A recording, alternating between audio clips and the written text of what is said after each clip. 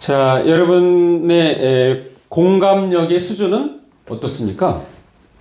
이 공감력 하면 이 국어사전에 찾아보면은 여러 사람이 함께 공감하여 생긴 힘을 공감력이라고 합니다.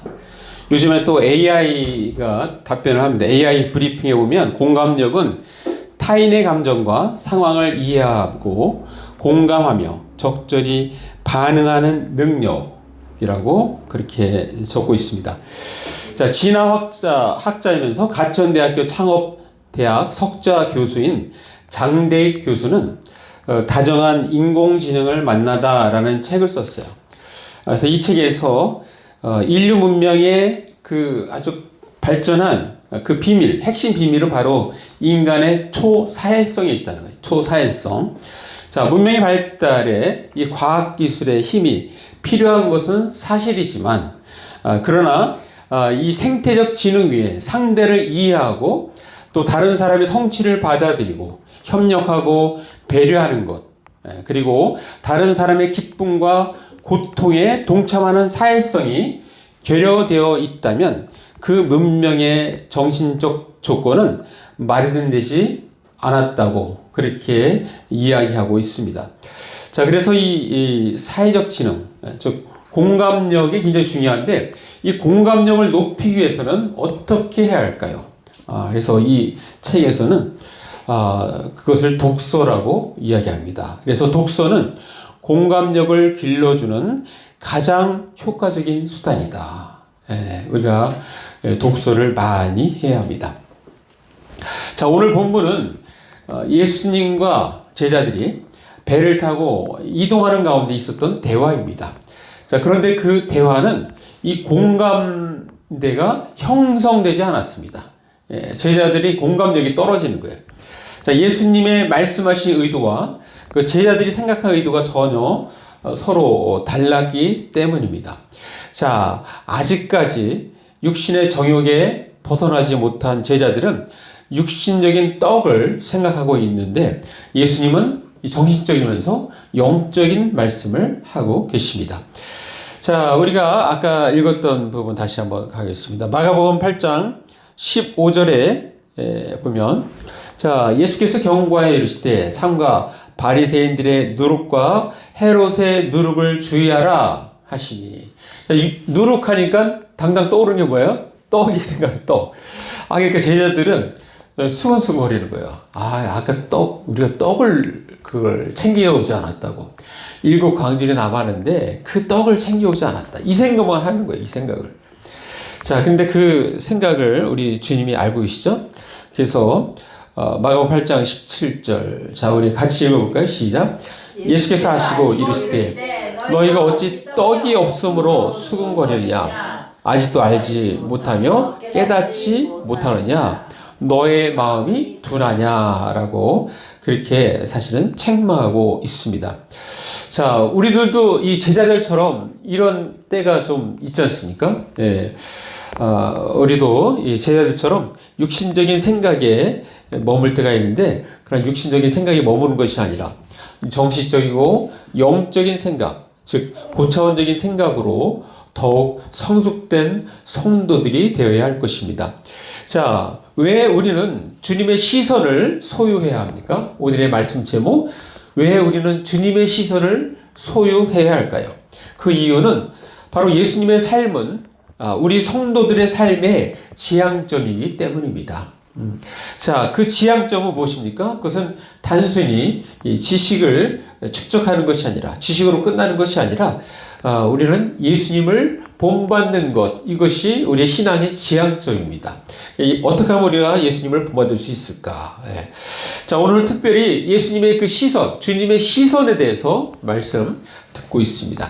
자, 오늘 본문을 중심으로 특별히 앞에 우리가 읽지 않았던 마가복음 8장 1절부터 시작해서 오늘 읽었던 본문 21절까지 우리가 본받아야 할 예수님의 시선, 주님의 시선 3가지만 제가 정리해서 말씀드리겠습니다. 첫 번째 시선은 이 불쌍히 여기는 마음입니다. 불쌍히 여기는 마음. 자, 그 부분을 우리 한번 보겠습니다. 자, 마가복음 8장 1절로 우리 가보겠습니다.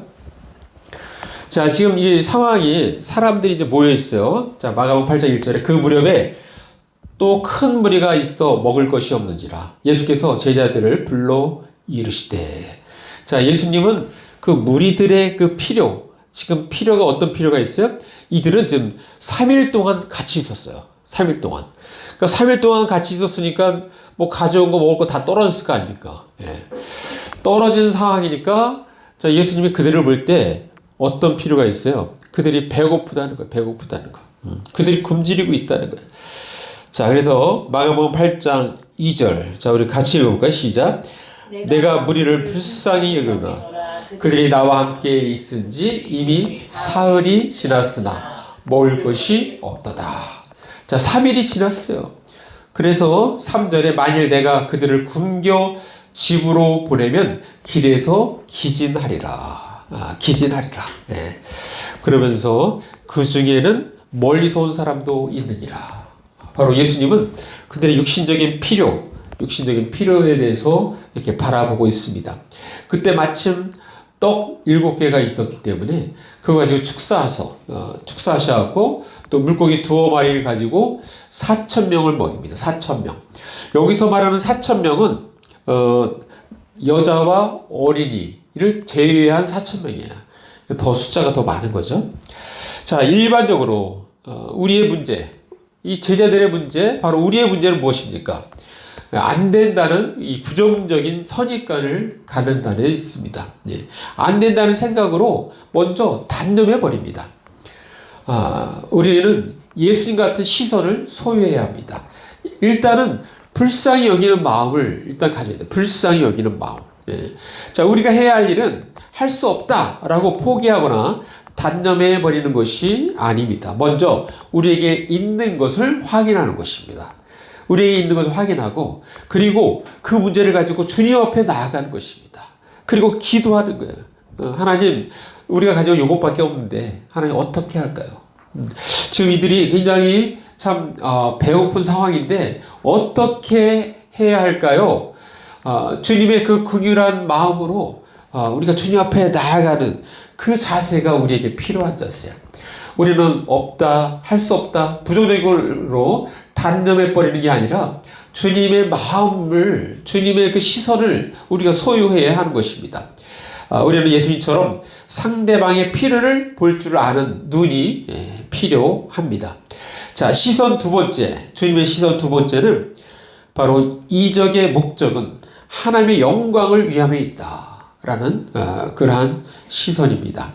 자, 우리 계속해서 그 다음, 요 사건 다음에 이제 나오는 게 이제 바리새인들과의 대화예요. 자, 우리 마가복음 8장 11절 제가 읽습니다. 바리새인들이 나와서 예수를 힐난하며 그를 시험하여 하늘로부터 오는 표적을 구하거늘.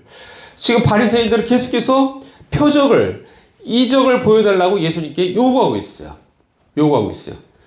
그 앞에 많은 이적과 표적을 보여줬음에도 불구하고 계속해서 지금 표적을 구하고 있는 거예요. 자, 그때 예수께서 뭐라고 말씀하세요? 자, 마가복음 8장 12절 우리 같이 읽습니다. 시작. 예수께서 마음속으로 깊이 탄식하시며 이르시되 어찌하여 이 세대가 표적을 구하느냐? 내가 진실로 너에게 이르노니 이 세에 표적을 주지 아니하리라 하시고. 자, 이 의미는 뭐냐 하면 그동안 많은 이적과 표적을 보여줬음에도 불구하고 왜 계속해서 표적만을 구하느냐, 그 얘기를 하시는 것입니다. 그래서 내가 더 이상 너희들에게 표적을 주지 않겠다라고 말씀하십니다. 자, 이적의 목적, 표적의 목적은 하나님께 영광 돌리기 위함입니다. 그러니까 하나님께 영광 돌리기 위할 때만 사용되어지는 게 표적이고 이적이에요.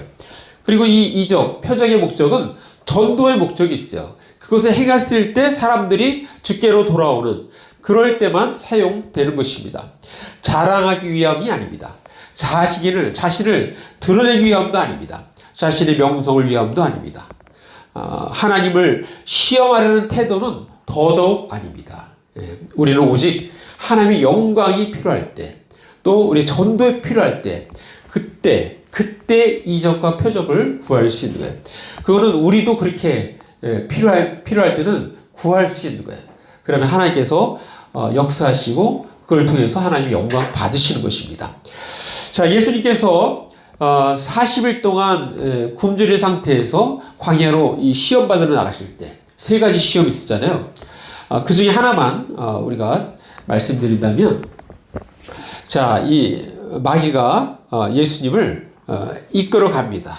그 이끌어 가는 데가 어디냐면 바로 거룩한 성으로 데려가서 성전 꼭대기에 딱 올라가게 합니다.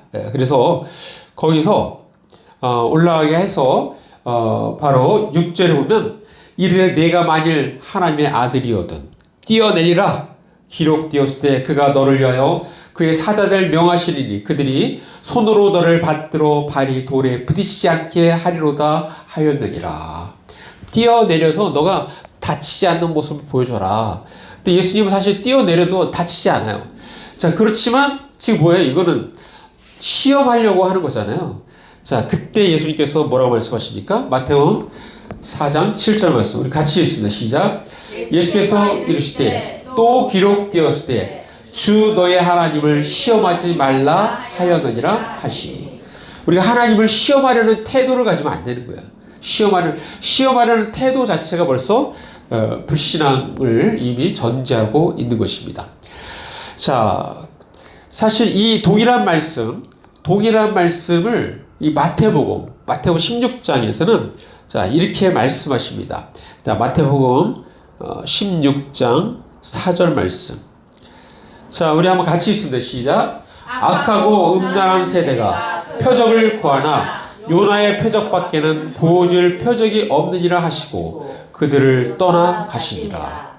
자, 요나의 표적은 곧 무엇을 말씀하냐면 예수님의 십자가에 죽으심과 그리고 3일 만에 다시 부활한 사건, 그거를 의미하는 거예요.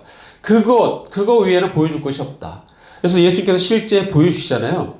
십자가 못 박혀 돌아가시고 그리고 장사 지낸 바 되었다가 3일 만에 다시 부활하시잖아요. 요나가 바로 그 큰 물고기에 3일 동안 있다가 내뱉음을 받았잖아요. 그것밖에 없다는 거예요. 그래서 예수님께서 실제로 이걸 보여주고 그리고 결국은 예수 믿는 자들은 구원을 얻을 것이다. 하나님의 자녀가 될 것이다. 라고 그렇게 선포하시고 그러한 길을 열어주신 것입니다. 자, 앞으로 보여줄 것은 바로 내가 죽고 3일 만에 부활하는 사건, 이것밖에 없다는 이것밖에. 바로 이것이 바로 최대의 표적인 것입니다. 최대의 표적. 자, 그러니까 우리가 작은 걸 보면서 거기서 주님을 깨닫고 아는 것 너무너무 복된 일입니다. 자, 마지막 세 번째는 바로 오늘 읽었던 본문인데 누룩을 주의하는 우리가 시선, 태도, 그런 마음을 가져야 됩니다. 자, 우리가 아까 다시 돌아가면요. 자, 마가복음 8장으로 다시 돌아가겠습니다. 자, 마가복음 8장 15절에 예수께서 경고하여 이르시되 삼가 바리새인들의 누룩과 헤롯의 누룩을 주의하라 하시니, 자, 16절에 보니까 제자들이 서로 수군거리기를 이는 우리에게 떡이 없음이로다 하거늘. 자, 17절 예수께서 하시고 이르시되 너희가 어찌 떡이 없음으로 수군거리느냐? 아직도 알지 못하며 깨닫지 못하느냐? 너의 마음이 둔하냐? 라고 그렇게 책망하고 있습니다. 자, 일반적으로 이 누룩은 은밀하게 작용하는 이 악한 세력에 대한 은유입니다. 예.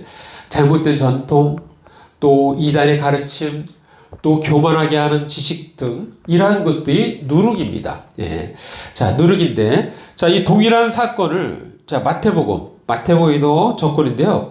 자, 마태복음으로 우리 가서 한번 확인해 보겠습니다. 마태복음 16장 자, 11절. 자, 11절. 자, 우리 같이 읽습니다. 시작. 어찌 내 말한 것이 떡의 관함이 아닌 줄을 깨닫지 못하느냐? 오직 바리새인과 사두개인들의 누룩을 주의하라 하시니. 자, 예수님께서 직접 가르쳐 주신 거예요. 내가 말하는 것은 지금 떡 얘기하는 게 아니고 바로 바리새인과 사두개인들의 누룩을 주의하라는 건데, 자 12절도 같이 있습니다. 시작. 그제서야 제자들이 떡의 누룩이 아니요 바리새인과 사두개인들의 교훈을 삼가라고 말씀하신 줄을 깨달으니라 라고 말씀하고 있습니다. 자, 이렇게 예수님께서 누룩을 경계하라고 하시는 이유는 뭘까요? 그 이유는 이 누룩은 이렇게 이웃들에게 퍼지기 때문에 그래요. 예, 그 악한 영향이 퍼지기 때문에 그렇습니다. 자, 성경에서 그것도 우리에게 정확히 말씀하고 있는데요. 자, 고린도전서 5장 6절 보면 제가 읽어드리겠습니다. 너희가 자랑하는 것이 옳지 아니하도다. 적은 누룩이 온 덩어리에 퍼지는 것을 알지 못하느냐. 그러니까 작은 걸 허용하면 그것이 온 덩어리에 퍼진다는 거예요. 퍼진다는 거. 자, 그렇기 때문에 때로는 이 잘못된 교훈 또 다른 복음 이런 것들에 대해서 아주 강하게 책망하고 그것에 대해서 경계하는 것입니다. 자, 따라서 우리는 이 분별력을 가지고 이러한 누룩들을 우리는 조심해야 합니다. 자, 우리는 지금 주님의 시선을 소유해야 합니다 라는 제목의 설교를 듣고 있습니다. 오늘 말씀을 근거로 하여 우리의 삶에 적용하기 위하여 세 가지를 제안합니다. 첫 번째는 먼저 선입관을 내려놓아야 합니다. 선입관. 예. 자, 이 좋은 예가 하나 있는데요. 유다 왕 중에 여호사밧 이후에 정말 진흙 속에서 다이아몬드 같은 왕이 히스기야라 했잖아요. 히스기야 말고 그 이후에도 또 한 명 또 등장해요. 바로 요시야 왕입니다. 요시야 왕. 요시야 왕도 아주 선한 왕이에요. 자, 요시야 왕 때 유다 백성들이 드디어 유월절 예배를 제대로 지켜요. 히스기야 왕 때도 지켰는데 그때 너무 준비가 안 돼갖고 제날째 못 지켰어요. 그러나 요시야 왕 때 제날째 지킵니다. 그래서 백성들도 너무너무 좋아하고 존경해요. 예. 자, 이 요시야 왕이 8세에 왕이 돼서 어렸을 때 왕이 되었지만 벌써 이 제사장들과 이런 신앙 있는 분들이 잘 옆에 도와주니까 그렇게 신앙적으로 잘 갔던 것 같아요. 그가 31년 동안 다스립니다. 그러니까 31년 동안 백성들이 평안하고 행복했어요. 자, 그런데 어떤 사건이 있었냐면, 이 아수르 있잖아요. 전에 들었던 아수르가 북이스라엘을 망하게 했잖아요. 그리고 이제 거의 10년쯤 돼서 남유다를 쳐들어왔는데, 남유다는 하나님의 도우심으로 아수르가 완전히 패했어요. 예. 자, 아수르가 그렇게 패하고 나서 그들은 급속도로 나라가 쇠퇴하기 시작합니다. 그때부터 쇠퇴해요. 그러면서 신흥 강국이 뜨고 있었어요. 이게 바벨론이야, 바벨론. 자, 바벨론 뜨니까 이 국제 정세 상황이 그렇게 막 돌아가니까 가장 위협을 느낀 거는 누구이냐면 애굽이었어요. 애굽도 큰 나라였어요. 자, 애굽이 위협을 느끼니까 어떻게 해요? 아수르와 함께 바벨론과 싸워야 되겠다. 그 생각을 했고, 그것은 또 하나님께서 그 마음을 주셨어요. 그래서 역대하 35장 21절. 그런데 이거 하나님께서 주셨기 때문에 남유다를 이렇게 지나가야 되니까 남유다에서는 당신들하고 싸울 생각이 없다. 전쟁할 생각이 없다. 우리는 이러한 계획으로 가니까 우리를 공격하지 말아라. 우리하고 싸움하지 말아라. 그거를 사실을 통해서 이야기해요. 그게 바로 역대하 35장 21절. 자, 기니까 제가 빠르게 읽어드리겠습니다. 느고가, 애굽 왕이에요. 느고가 요시야에게 사실을 보내 이르되, 유다 왕이여, 내가 그대와 무슨 관계가 있느냐? 내가 오늘 그대를 치려는 것이 아니요, 나와 더불어 싸우는 족속을 치려는 것이라. 하나님이 나에게 명령하사 속히 하라 하셨은즉 하나님이 나와 함께 계시니 그대는 하나님을 거스르지 말라. 그대를 멸하실까 하노라 하나. 자, 지금 이방왕이 지금 경고하고 있잖아요. 경고하고 있어요. 자, 그 경고가 재미나죠? 그 경고가 하나님을 거스르지 말라는 거예요. 이방의 왕의 입에서 그 말이 나오는 거예요. 하나님을 거스르지 말라. 그대를 멸하실까 하노라. 자, 그렇게 얘기했어요. 자, 그러면서 역대하 35장 22절 우리 같이 읽습니다. 시작. 요시야가 몸을 돌이켜 떠나기를 싫어하고 오히려 변장하고 그와 싸우고자 하여 하나님 입에서 나온 누구의 말을 듣지 아니하고 무기또 골짜기에 이르러 싸울 때. 자, 지금 이방 왕의 말을 무시하고 싸우러 나갔어요. 그리고 혹시나 해서 변장해서 나갔어. 변장해서 나가는데 여기서 애굽에서 쏜 활에 맞아갖고 중상을 입습니다.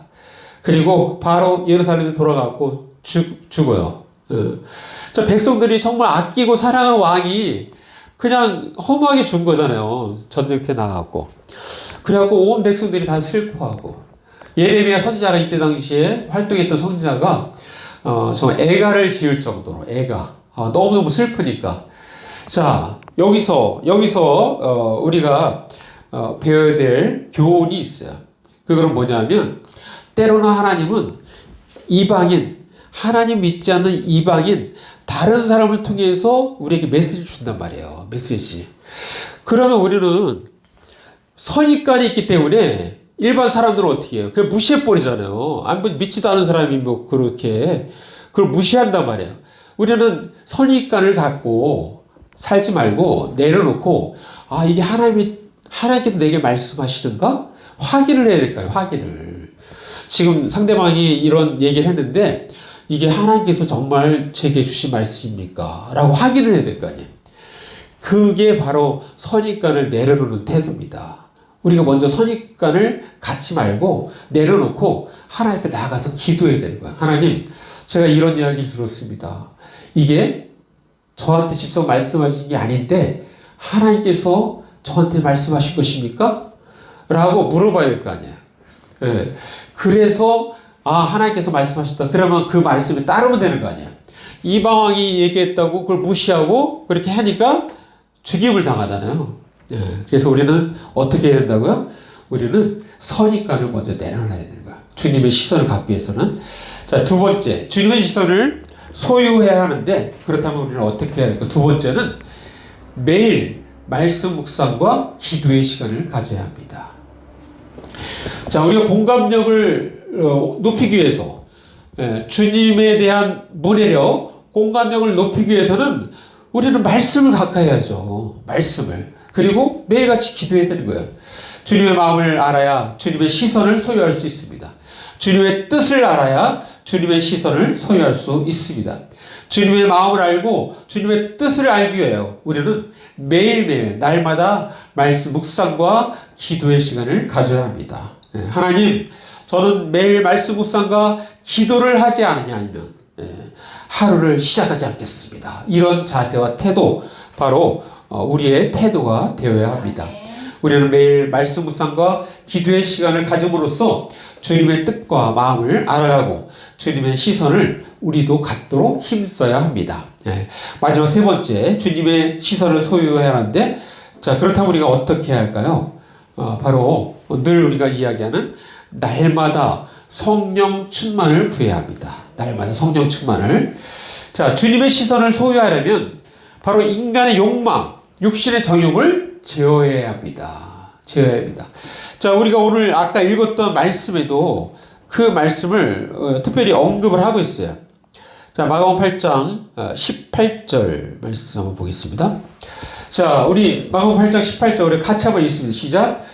너희가 눈이 있어도 보지 못하며 귀가 있어도 듣지 못하느냐, 또 기억하지 못하느냐. 자, 예수님께서 이 말씀하시는 거예요. 자, 전에 보리떡 5개와 물고기 2마리로 몇 명 먹였어? 5,000명 먹였고, 몇 광주리 남겼어? 12광주리 남겼잖아.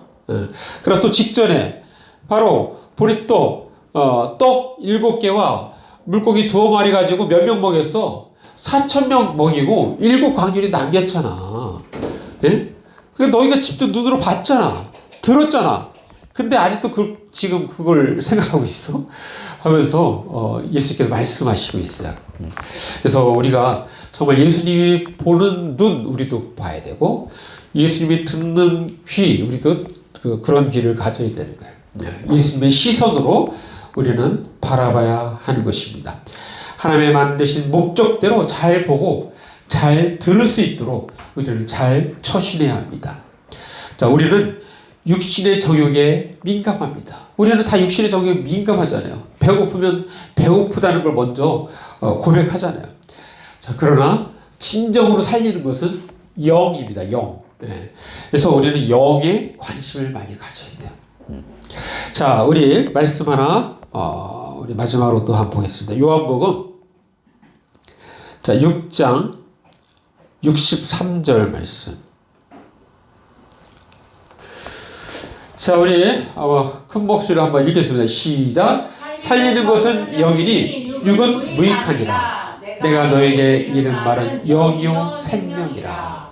이거를 우리 명심해야 돼요. 살리는 것은 영이니 육은 무익하니라. 육은 무익하니라. 자, 이게 현대인 성경에 보면 뭐라고 되어 있냐면 생명을 주는 것은 하나님의 영이며 인간의 육체는 아무 쓸모가 없다. 인간의 육체는 아무 쓸모가 없대요. 자, 영적인 시야에서 보면 인간의 육체는 아무 쓸모가 없는 거예요. 그러니까 우리는 너무 아무 쓸모가 없는 것에 너무 시간을 투자 많이 하면 안 되죠. 기본적으로 가꿔야 되지만, 운동하고 해야 되지만, 너무 거기에 시간을 투자하면 안 되는 거예요. 우리는 영적인 것에 우리 더 신경을 써야 돼요. 자, 그래서, 우리가 교회에 누가 처음 왔잖아요. 처음 왔을 때 가장 먼저 해야 될 일은 뭐냐면, 그 사람이 영적인 것을 빨리 체험하도록 도와주는 게 가장 빠르고 지름길이에요. 그래서 그건 내가 할 수 있는 게 아니잖아요. 하나님의 은혜를 주셔야 되잖아요. 우리 성원 형제도 안타까운 건 뭐예요? 그 영적인 것을 체험해야 되는데 그걸 못하니까 지금 결국 못 나오고 있잖아요. 그러니까 영적인 것을 체험하게 하는 게 가장 시급한 거예요. 자, 근데 이거를 방해하는 건 뭐예요? 마귀, 사탄이 방해한단 말이에요. 그러니까 방해를 뚫고 어떻게 하든지 가장 먼저 그것을 체험하게 하는 것, 그것이 우리가 해야 될 일이에요. 예. 우리는 그래서 긴장해서 누가 오면은 긴장하고 그 사람이 영적인 걸 빨리 체험하도록 우리는 돕는 일, 여기에 가장 우리 초점을 두고 그렇게 해야 합니다. 예. 자, 그렇게 하면 우리 나부장학회가 부흥할 줄 믿습니다. 예, 마무리합니다. 자, 우리는 모두 예수님을 영접하고 이 자리에 있습니다. 우리는 이제 예수님을 주인 삼아 본격적으로 주님을 닮아가는 삶을 살기로 결심한 사람들입니다. 자, 그러므로 우리는 예수님의 삶을 본받아 그분의 신앙, 또 그분의 언어 사용, 그분의 태도, 그리고 그분의 겸손함, 인자함, 자비하심 등을 우리는 본받아야 합니다. 자, 그럼으로써 자연스럽게 주님의 시선을 우리도 소유해야 합니다. 자, 그러기 위해서 우리는 먼저 선입관을 내려놓아야 합니다. 그리고 매일 말씀 묵상과 기도의 시간을 가져야 합니다. 그리고 날마다 성령 충만을 구해야 합니다. 우리 모두 주님의 시선을 소유하기 위하여 먼저 선입관을 내려놓고 매일 말씀 묵상과 기도의 시간을 가질 뿐만 아니라 날마다 성령 충만을 구하는 저와 여러분이 되시기를 간절히 바랍니다. 예, 기도하겠습니다. 말씀 생각하시면 잠깐 1, 2분 우리 기도로 나아갑니다. 아버지 하나님 감사합니다. 오늘도 우리에게 말씀 주신 감사합니다. 하나님 그렇습니다. 아버지, 우리가 정말 육신의 정욕을 이기고 하나님 주님의 시선을 소유하는 사람들이 되게 하여 주옵소서. 그래서 이 땅에 아버지 주님의 자녀로서 하나님 아름답게 당당히 살아가는 저희 모두가 다 되게 하여 주옵소서. 예수님 이름으로